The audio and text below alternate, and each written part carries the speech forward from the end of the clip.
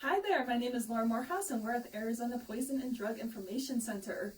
Here in Arizona, our Poison Center answers a bunch of calls about venomous creatures and the people who have been bitten or stung by them. I'm joined here today by our reptile keeper, Dan Massey. How you guys doing? And we're going to show you some really cool creatures. We've got 3 of them to show you. We've got rattlesnakes, we've got Gila Monsters, Awesome. and we've got scorpions. Got them all. We're going to go through every one real quick with you guys. All right, Dan, so should we get started? You got it. All right. All right, Dan, so let's talk about one of our first critters, the scorpion. You got it. The scorpion's cool. This is Laura and I's one of our favorite animals here. I'm going to let you hold that. Scorpions are found throughout Arizona. This one's called a desert hairy scorpion. It's the largest scorpion in Arizona. It's actually the largest scorpion in the United States. Really cool. Did you know scorpions are nocturnal, which means they only come out at night? Thank you for clarifying that. I did know they were nocturnal, but that is a complicated word, so it's pretty cool. It means they only come out at night. Very cool. And can you tell us what these guys are related to? You bet. These guys are related to spiders, so they're an arachnid, just like spiders. They don't bite like spiders. They sting with the end of their tail. One thing to note, though, is neither of these animals want to just come and sting or bite you, right? Right, so they're not going to come chase me in my home. Absolutely. Even one in your home is not going to just climb up into your bed and sting you, right?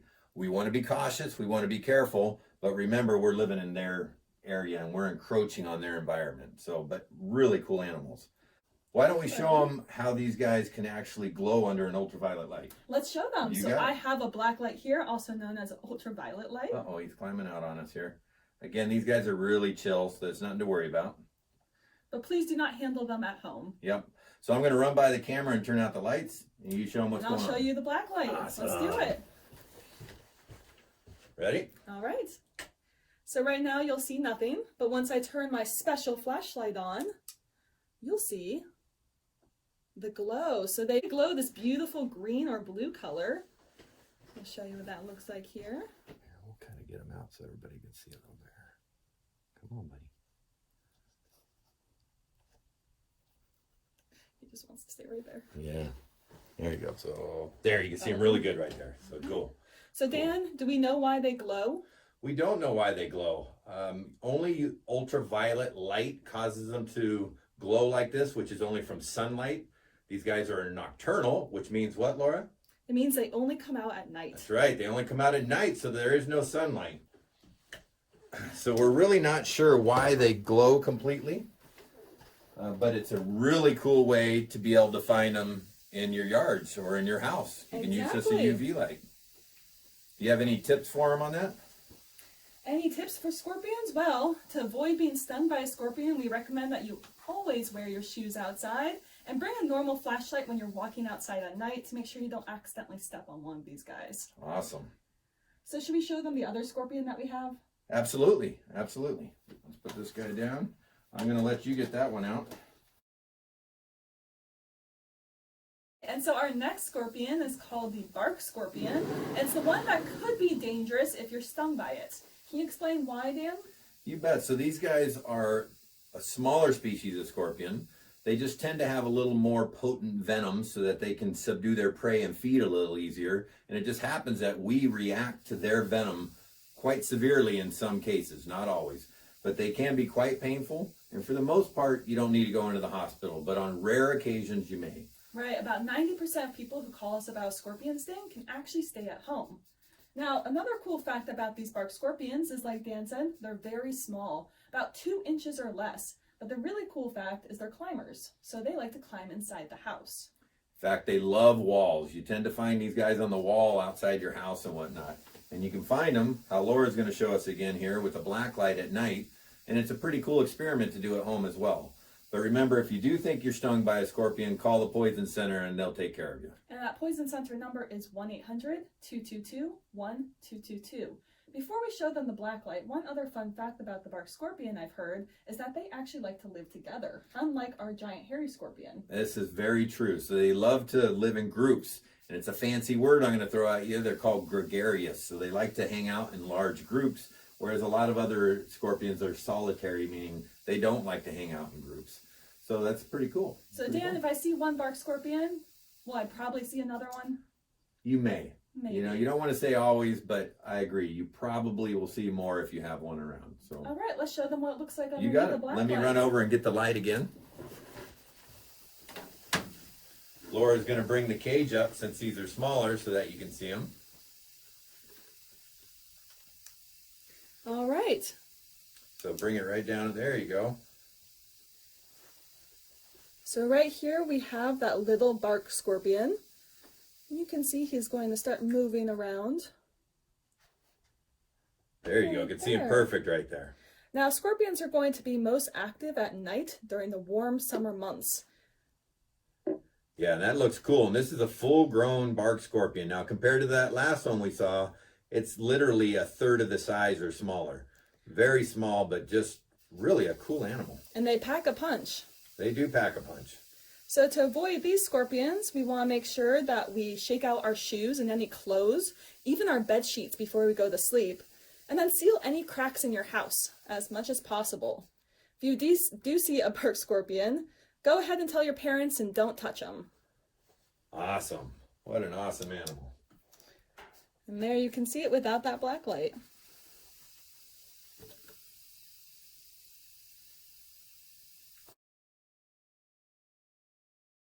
Our next creepy crawly is one of the only venomous lizards in the United States. And they are actually named after the Arizona Gila River Basin where they were first discovered. So where are we showing them, Dan? Well, it's a monster of some kind, and I can't quite remember the first name, but they are from the Gila Basin. Gila Monsters. Gila Monsters. Gila Monsters. Cool animal. Now, you might not see these anywhere else. They are very specific to Arizona and parts of Mexico. And fun thing for you today is we have two different kinds. We're going to let Laura hold one here. This little guy is Peggy. Just kind of support his back end if you need to there. So we've got Peggy, and she's an adult. And then we got Wiggles, which is a little baby. So what's really cool about these animals is their Latin name is called Heloderma. Heloderma literally means studded skin. And if you could see these up close, which we'll show you in a minute, you can see they actually have like beads. And instead of scales, like a snake, they have these little beads or lumps. So that's literally where the Latin name comes from, is studded skin. So they're beaded lizards, or Gila monsters, are of the same genus called Heloderma. And they're just really a fascinating lizard. Like Laura said, they're the only venomous lizard in the United States. They're a protected species, so we have special permits for these, and these are both rescue animals. So what does it mean that they're protected, Dan? What can't you do with Gila monsters? So you're not supposed to touch them, pick them up, move them, have them in captivity, anything without any special permits. And again, we do have those special permits, so we are allowed to have these guys. You bet we do. And I'm going to have Laura show you one example of why these are rescue animals. So Peg, you can see here, she is missing one of her legs. And Dan, correct me if I'm wrong, but she was caught in a rat trap outside of someone's home. She was caught in a rat trap, and Gila monsters tend to dig holes a lot, and they need both their front legs to survive in the wild. So this one would not survive correctly in the wild. So we actually have this as a rescue animal. But at home, you should never catch one of these Gila monsters for yourself unless you have a permit to do so. So how about bites on these? How often do these bite people, Laura? We see almost no bites from Gila monsters, and there's a reason for that. They're extremely slow moving, and they're not aggressive to humans. So those that get bit are probably doing things they're not supposed to do with them. Yes, we say if you're bitten by a Gila monster, probably the reason is you're trying to mess with the Gila monster. Without a doubt, I can't agree more. These guys don't strike like a rattlesnake. They don't jump at you. They don't move quick. They sit there, they'll open their mouth and do what they call a display act, right? Mm-hmm. And literally the only way to get bit is if you step on it, which is a possibility, or if you try to pick it up. So again, let's just respect nature and enjoy these very cool animals. Now, Dan, in captivity, how long can a Gila monster live? You know, they can live 40 years or more. The Sonoran Desert Museum has one, I believe, that's like 30 years old out there. Wow. So they can live a long time in captivity. We don't really know the exact time. A lot of these are rescued as adults, and they've been in captivity for decades. So we do know it's a very long time. Now, one of the fun facts I've heard about Gila monsters is they spend most of their lives under the ground. Is that true? That is true. About 97% of the time underground. So we probably won't see many of these in Arizona. No. And another really cool thing is venom can be used to research medications. There is a medication called Byetta that is directly derived from the venom of these little monsters right here. So right in our own backyard, there is a diabetes medication that's been discovered because of research with their venom. And that's cool. That's very cool. And now, because they live so much of their lives underground, how do they store their fat? They store their fat in their tails. So if we can look at both their tails, they got little chunky little tails. Now these don't fall off like other lizards. These are actually part of their bodies. But this is where they store their fat. And they can literally eat maybe once or twice the entire year and live the rest of their time underground. And what do they like to eat? They eat baby mice, baby rabbits. They love quail eggs. Quail eggs. I've heard that one before. You bet. So they're nicknamed nest raiders. Nest raiders. Yeah, so they don't chase down their prey. They don't bite or envenomate it like rattlesnakes, right? They actually go into a nest of either eggs or little small mammals and devour them and then go back underground, and it's a done deal. The way Gila monsters bite is they just have very strong jaws. Now, they don't have fangs like a rattlesnake. Peggy here, underneath on her bottom jaw, is where the venom glands are. These venom glands don't inject venom.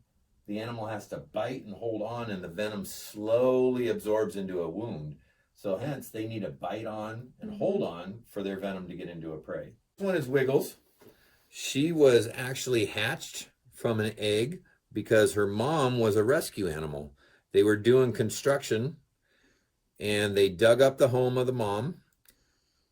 We went through Game and Fish and got permits, and the mom actually laid eggs. So we hatched the eggs out, and Phoenix Herpetological Society took about 7 of them and donated them to other zoos and museums because these are a protected species. And we kept one here for education at the Poison Center. Very cool. Our next creature is the rattlesnake, a type of venomous snake found all across the United States. And Dan, what does venomous mean? So venomous and poisonous get confused a lot. People use them incorrectly. Technically, a venomous animal injects venom into its prey. So like a snake bites, right? A wasp stings. Whereas poison is something you ingest. Think of a mushroom. So if you ate a mushroom, you might get sick. Okay, so venomous would be like a rattlesnake injecting venom with its 2 big fangs. While poisonous would be, maybe I go out and I find the mushroom and I eat it and then I get sick. Perfect. Great. Perfect. Well, we do have 13 different kinds of rattlesnakes here in Arizona, and we're going to show you one of them called the Mojave rattlesnake. Awesome. Now, one of the cool things about the rattlesnakes is they all share a very famous feature, part of their name. It's the rattle. It is the rattle. And we'll show you, try to get a couple up close pictures of that. But the rattle is, and you might be able to hear it in the background buzzing a little bit here, it's loose segments that's actually made up of the same material as our hair or our fingernails. And every time a rattlesnake sheds, it gets another segment. So the older the rattlesnake is, you tend to hear them and they're a little louder. The younger, the quieter they are. Now, Dan, I've heard this around, but can you tell the age of a rattlesnake by how long its rattle is? Such a good question, because no, you can't. The reason is because they get one every time they shed. So if a snake feeds really well, they can shed 3 or 4 times a year. Oh, wow. So that could be 3 or 4 segments. Or if it's a really bad drought like we've had sometimes in the past, maybe they only shed once a year. So you cannot tell the age of a snake by its rattle. And that rattle can also be broken off while they're just out in the wild, can't it? It can. So a lot of times you'll have a long rattle in captivity. We'll show them on display, and sometimes they break off while we're actually showing them on display. So. All right, well, I'm going to step this aside so Dan can pull out this Mojave rattlesnake so we can get a closer look. Awesome, you got it. All right. All right, so when we're dealing with rattlesnakes, we always use some tools of the trade called hooks. We never physically pick up any animals. The only time that should be done is if you're doing something called research, where you're actually looking into the venom. For this, we're just going to use our sticks. We're not going to get close at all to the animal. They're going to be very safe, and we're going to show them off so we can talk a little bit about it. So what we do have here is, like Laura said, a Mojave rattlesnake. These guys are nicknamed Mojave Green. But what color is this one, Laura? Doesn't look very green to me. Doesn't look very green. So these guys aren't always green. And guess what? Not every green rattlesnake is a Mojave. We have a couple other snakes. One called a prairie rattlesnake, which its Latin name is viridis, which literally means green.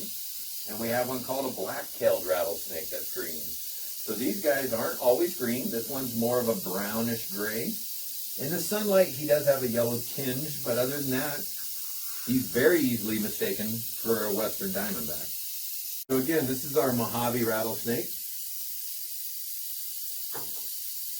Now, Dan, will rattlesnakes chase after us if we come across one in the wild? It's a great question. You can see this one we caught with permits. This is a wild caught animal, and he's not chasing me. He's rattling to let me know he's aggravated and he doesn't want me to get any closer, but he's just crawling. He's not in a strike position. He's not trying to bite. And this is how most rattlesnakes are. Now, you will come across them in the wild where they're curled up and they want to strike. You do want to note, though, that they do not chase after you. So if one was curled up and ready to strike, kind of like that, what would you do, Laura? I would take 2 or 5 big steps backwards so I'm not near it. Perfect. You take a couple steps backwards. Am I out of frame? And that snake cannot strike at all. He can rattle, he can show off, he can be defensive, but he can't get you. So the important thing to know with rattlesnakes, again, if you see one, take a few steps back, just like Laura said, and then just leave them alone. Or enjoy them. You can look at them from a distance, just leave them be. Now, Dan, I've heard that rattlesnakes are some of the fastest striking snakes that we have. So, if I see one, I take 2 big steps backward, how far out can it strike? So they can strike about half their body length. You can see this animal here is a tad over 3 feet. So he can strike, maybe 1.5 feet, maybe 2 on a good day, which isn't very far. The average step of an adult is about 3 feet. So with kids, hey, like Laura said, take 3 or 5 steps back and you're golden. No problem at all. Now, where do most people see snakes? That's a good question. And everybody thinks, you're going to see them out hiking, which you see a lot. But where do you think a lot of them are found? I would guess they're probably hiding. They're probably hiding, and they can actually be right in your yard and you don't even know it. People tend to think that rattlesnakes bite a lot of people hiking or, unfortunately, people playing with them. But where do you think a lot of the accidents might happen around the house, Laura? Probably in the backyard. In the backyard and gardening. A lot of problems with gardening. These animals will come up and they'll curl around plants. Our gardens are nice and cool because we have water there for them. And these animals are found mainly in the lower valley area. So they're mainly found in the valley. And they love it around homes because that's kind of where their natural habitat was. We built our homes where these guys live. Now, we get about 150 to 200 rattlesnake bites reported to our poison center every year. What's one way that we can avoid them? So the best way to avoid a rattlesnake bite, the easiest, is if you hear one or see one, just don't mess with it. That's probably the easiest way. The other way is to be aware of your surroundings. Laura mentioned this in another video, but at night in the summer, these animals become nocturnal. What does nocturnal mean? Means they only really come out at night, or they're most active during the nighttime. Absolutely, most active at night. So if you go out of your house and you need to go get something from your car or you're going to the store, these guys might be crawling around. So what might be a good thing to have as you walk outside? Carry a flashlight with you. Laura's on it. Carry a flashlight. Just look where you're walking, look where you're stepping, and look where you're putting your hands if you're gardening. Other than that, these guys live in our area, and we live in their area, and there's really no issue with them. Now, if someone is bitten by a rattlesnake, what is the first thing they should do? Well, there's one thing that you need to remember, and one thing only. If you're bitten by a rattlesnake, or you suspect you're bitten by a rattlesnake, go to the hospital and call the Arizona Poison Center. And that number for poison centers is 1-800-222-1222. Poison centers help with a lot of rattlesnake bite patients because we help with the antivenom, which is the treatment for a rattlesnake bite. And again, I cannot stress enough that the only treatment for a rattlesnake bite is antivenom if needed. There are other medications that can help with some of the symptoms, but the only treatment is to get to a hospital. End of story, no other discussion. Well, Laura's going to get closer and show you the tail, and you can see that rattle going. Those are loose segments on there. Every time he sheds, he gets another segment. That's it for today from the Arizona Poison and Drug Information Center. We talked about Gila monsters, rattlesnakes, and scorpions. And next time, we'll show you a couple more of our creepy crawly friends. Can't wait to show them off. See you next time. Bye!